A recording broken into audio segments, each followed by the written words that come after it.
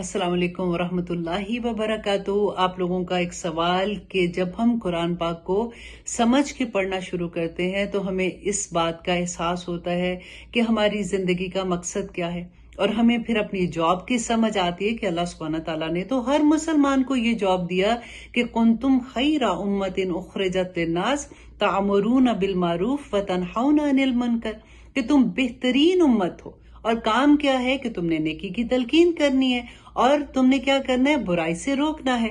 लेकिन जब हम ये काम करने के लिए निकलते हैं तो सबसे पहले हमारे लव वंस ही हमारा मजाक उड़ाते हैं और फिर हम अपनी हिम्मत हम हार जाते हैं।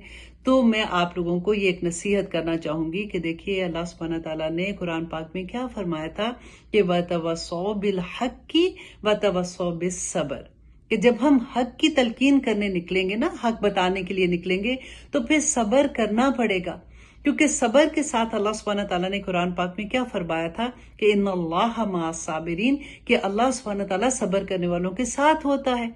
इतना बड़ा मुकाम कि जिस वक्त हम सब्र करते हैं अपने दिल में खुश हुआ कीजिए। उस वक्त दुआएं कबूलियत का वक्त होता है, दुआएं मांगा करें कि अल्लाह मअस साबिरीन। और फिर देखिए, हम जो पढ़ते हैं तो हम क्या कहते हैं, इय्याका नअबुदु व इय्याका नस्तईन, कि हम अल्लाह की इबादत, सिर्फ तेरी ही इबादत करते हैं और सिर्फ तुझी से मदद मांगते हैं, क्योंकि इबादत ही तो है ना।